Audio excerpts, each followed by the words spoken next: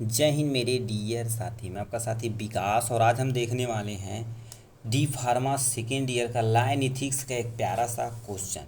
ठीक है, इसमें हमसे पूछ दिया, क्या लिखा है, डिस्कस द, ठीक है, administration body of the drugs and cosmetic and 1940। इसी को हमें क्या करना, अच्छे से एकदम अच्छे से डिफाइन कर देना है। मतलब जो भी ड्रग्स तथा कॉस्मेटिक एक्ट जारी किया गया था कब, 1940 में। ठीक है, 1940 में। तो ये सब आप जो ड्रग्स का नेम वगैरह है, ठीक है, नेम वगैरह है, तो उसे आप प्लीज़ आप एक बार अच्छे तरीके से देख लीजिएगा। जो डेट वगैरह है उसे भी थोड़ा सा आप मेंशन कर लीजिएगा।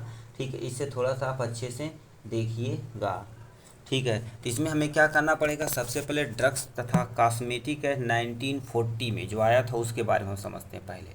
ठीक है, तो लिखा the main aim of the drugs cosmetic 1940 में, रे यानी and rule 1945 to maintain the import, manufacture, distribution and sale of drugs and cosmetic.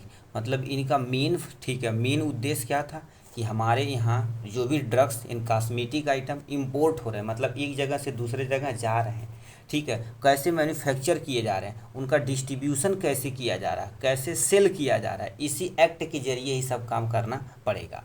ठीक है, अब इस एक्ट में देखा जाए, ठीक है, तो यहाँ पर लिखा जाए प्रेजेंट टाइम में continuous use of cosmetic material जैसे लग्जरी आइटम, ठीक है, prove to be harmful, they of the may contain harmful ingredient. मतलब इस समय देखा जाए तो सबसे ज़्यादा लोग क्या कर रहे हैं, इन्ग्रेडिएंट कॉस्मेटिक आइटम में यूज कर रहे हैं, और ये लग्जरी बहुत महंगी महंगी आती हैं। ठीक है, जैसे मान लेते हैं अभी बहुत सारी चीज़ जैसे फेशियल वाली चीज़ें, कॉस्मेटिक आइटम देखेंगे बहुत तगड़े तगड़े आते हैं। ठीक, तो वो क्या कर सकते हैं, हार्मफुल इफेक्ट आपके शरीर पे कर सकते हैं, इसमें कोई हार्मफुल यदि इन्ग्रेडिएंट डाला गया होगा तो।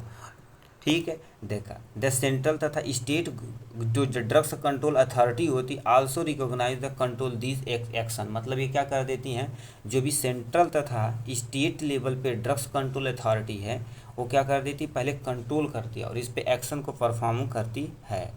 ठीक है, उसके बाद ऑब्जेक्टिव, इसका मेन उद्देश्य क्या होता, सबसे पहले लिखे हैं for controlling the import, manufacture, distribution, sale of drugs and cosmetic by licence के जरिए इसे मेंटेन करने का काम करते हैं।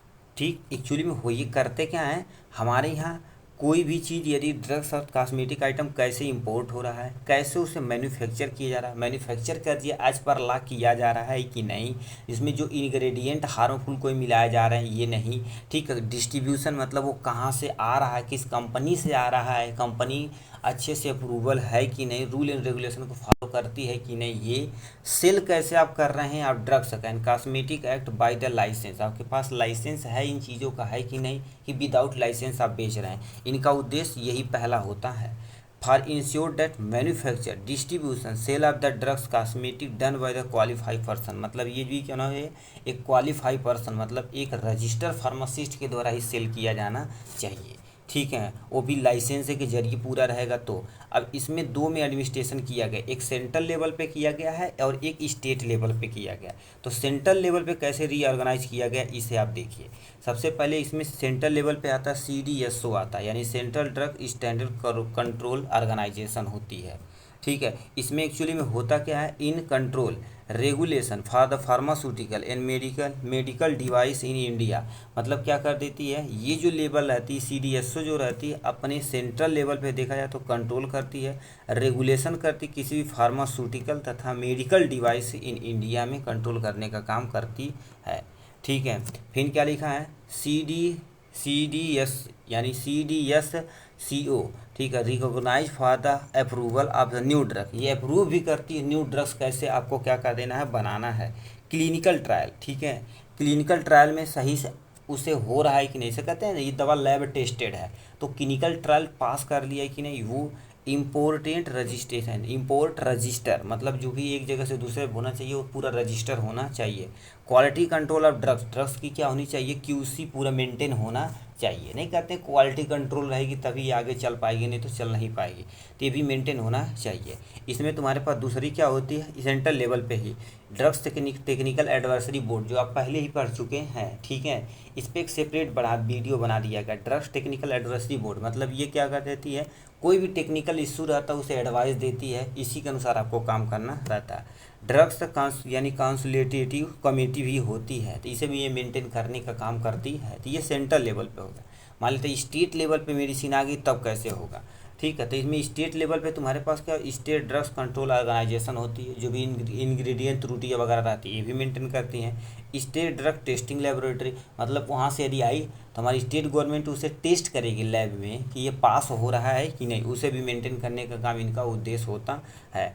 ड्रग्स यानी लिखा स्टेट ड्रग्स इंस्पेक्टर, ठीक है। इंस्पेक्टेड मतलब इसके बारे में कोई भी इंस्पेक्टेड सही है कि नहीं, ये भी मेंटेन करने का काम स्टेट लेवल पे होता है। तो ये हो गया इनके बारे में। तो सबसे पहले आपको क्या लिखना पड़ेगा, एक्ट लिखना पड़ेगा ड्रग्स एंड कॉस्मेटिक एक्ट के बारे में। इसमें कॉन्स्टिट्यूएंट क्या होता है, एक सेंट्रल लेवल पे एक है, ठीक है, गवर्नमेंट लेवल स्टेट लेवल पे, ठीक है। इन दोनों को आपको क्या कर देना, थोड़ा समझा देना। उसके बाद इनका मेन काम क्या होता है इसके बारे में आपको बता देना, ये आपका ख़त्म हो जाएगा।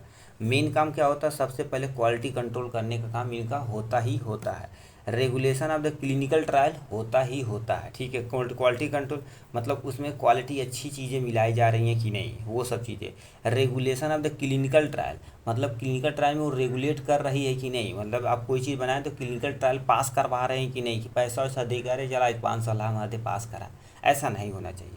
कंज्यूमर सेफ्टी मतलब जो कस्टमर खरीद रहा है उसकी सेफ्टी के बारे में आप दवा में क्या सोचे हैं, इसका साइड इफ़ेक्ट क्या होगा तो क्या होगा, ठीक है। जो भी आपकी वार्निंग है उस टैबलेट पे या किसी भी चीज़ पे लिखे हैं कि नहीं, वो भी मेंटेन करने का काम होता है। ड्रग्स एंड कॉस्मेटिक एंड 1940 के अंतर्गत ये सब लिखा रहता है। तो ये था ड्रग्स एंड कॉस्मेटिक एक्ट जो तुम्हारे पास होता है 1940 के बारे में। चलिए आज के लिए बस इतना ही, फिर मिलेंगे नेक्स्ट वीडियो में नेक्स्ट टॉपिक के साथ। तब तक के लिए bye bye and take care.